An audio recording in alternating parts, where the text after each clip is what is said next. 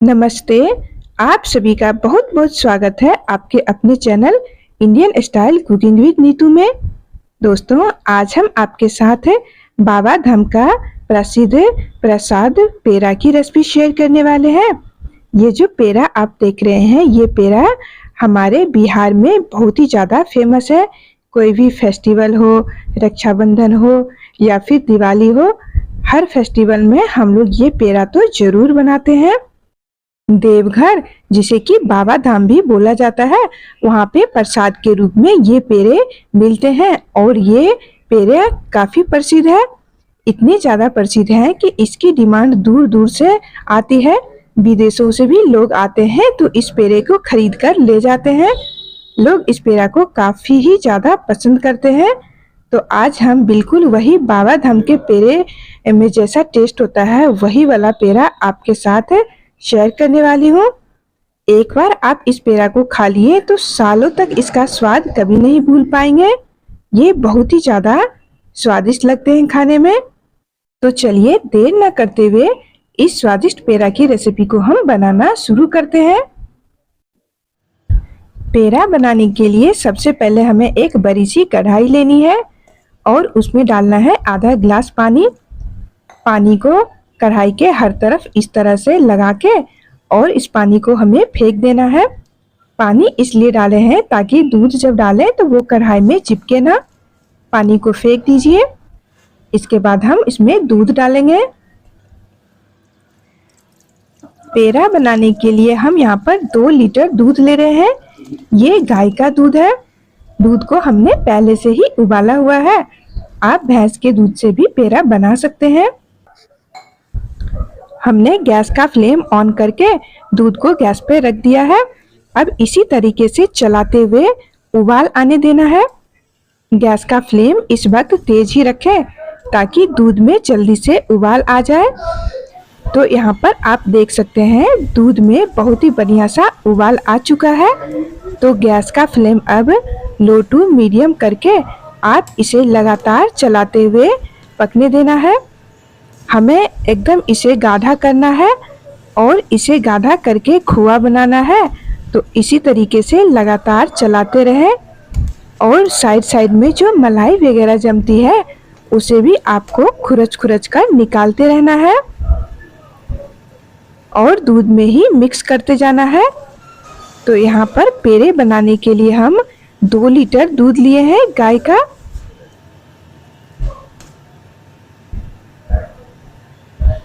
जितनी मात्रा में आपको पेड़े बनाने हैं उतना दूध आप ले सकते हैं।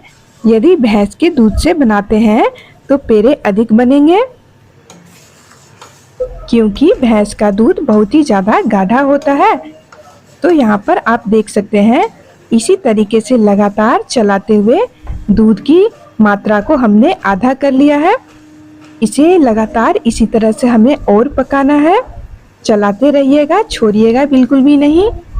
और साइड में जो जम जाते हैं मलाई वगैरह उसको भी खुरच खुरच कर दूध में ही मिक्स करते जाना है। ध्यान रखें इसमें लच्छे बिल्कुल नहीं बनने चाहिए, मलाई की पपड़ी वगैरह नहीं आनी चाहिए, क्योंकि हम इसे खोया तैयार कर रहे हैं, रबड़ी नहीं बनाएंगे। रबड़ी बनाते तो बस इतने ही स्टेज पर हमें गैस का फ्लेम बंद कर देना होता। तो अच्छे से आपको चलाते हुए और इसे जब तक ये एकदम गाढ़ा सा ना हो जाए तब तक आपको पकाते रहना है। इसमें आपको चीनी अभी नहीं डालना है, चीनी बाद में डालना है।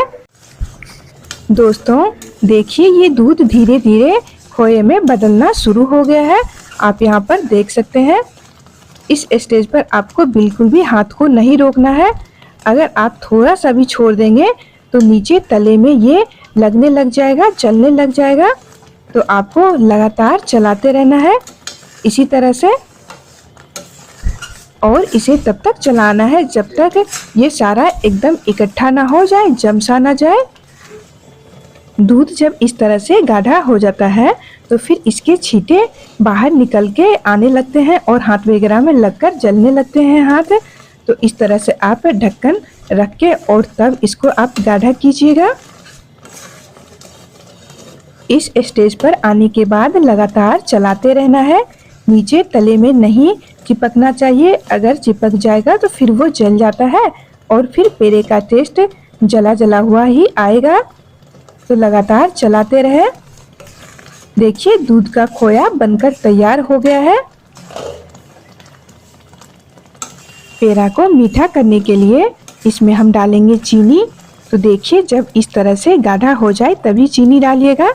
पतला रहेगा तो चीनी डाल देंगे तो फिर और बहुत ज़्यादा समय लगेगा पकाने में।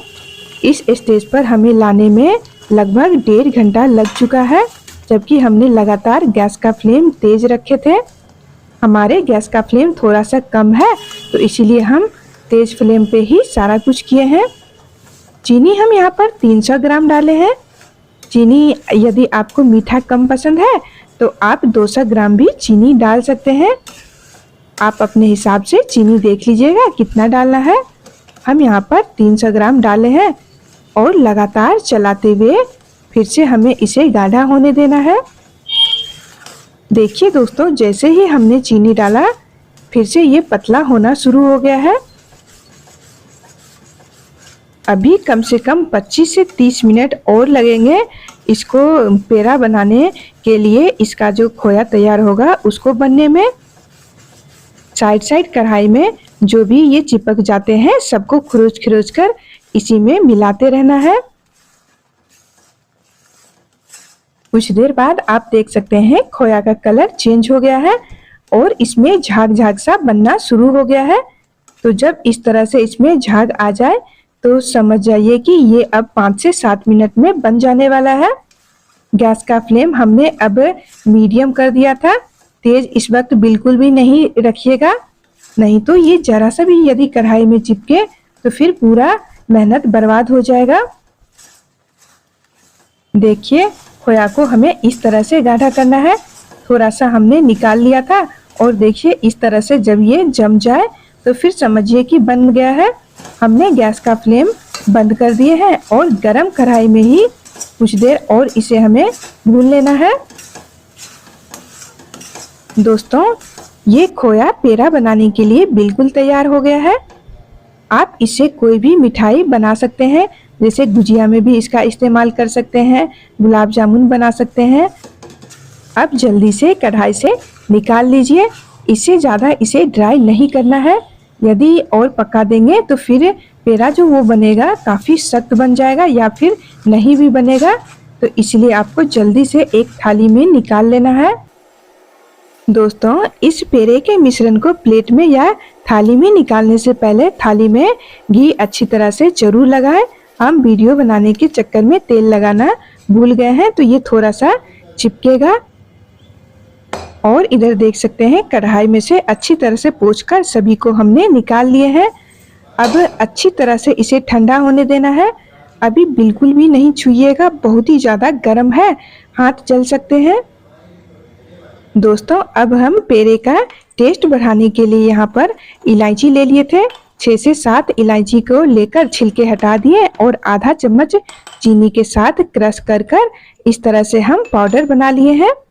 दोस्तों बाबा धाम में जो प्रसाद मिलता है तो वो कई फ्लेवर के मिलते हैं। एक केसर वाला भी होता है और ये दूसरा इलायची वाला, और भी बहुत सारे फ्लेवर के मिलते हैं, लेकिन हम लोग तो यही 2 तरह के पेड़े खरीदते हैं वहां से।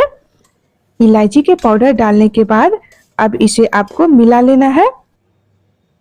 सबसे पहले आपको थोड़ा सा घी हाथों में लगा लेना है ताकि ये मिश्रण चिपके ना। अब अच्छी तरह से मिलाना है। ध्यान रखें जब हाथ से छुएं तो ये हल्का गर्म होना चाहिए, बहुत ज़्यादा गर्म नहीं रहना चाहिए। जब हाथ न जले तब आपको इसे मिलाना है।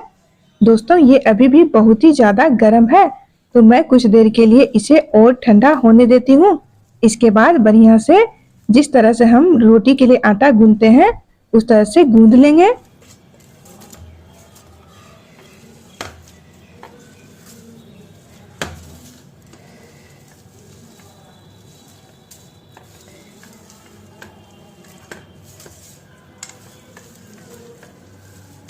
अच्छी तरह से मिश्रण को मिलाने के बाद अब थोड़ा सा हिस्सा लेते हुए और इस तरह से मसल के इसे बिल्कुल चिकना कर लेना है और इसके बाद बराबर हिस्सों में बांट लीजिए ताकि पेड़े सभी एक समान बने।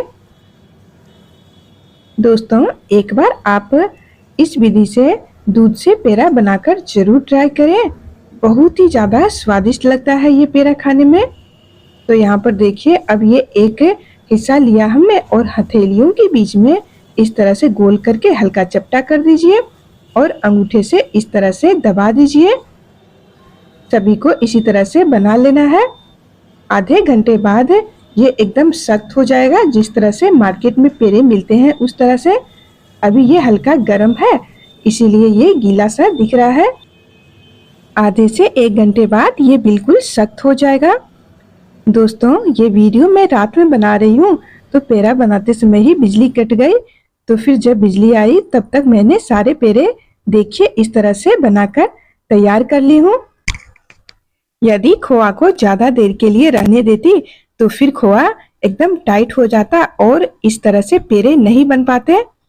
यदि किसी कारणवश यदि आप पेड़ा बना रहे हैं तो खोया सख्त हो गया है, पेड़े नहीं बन रहे हैं, तो उसमें थोड़ा सा दूध डालकर और अच्छी तरह से आपको मसल के फिर पेड़ा बना लेना है, बन जाता है।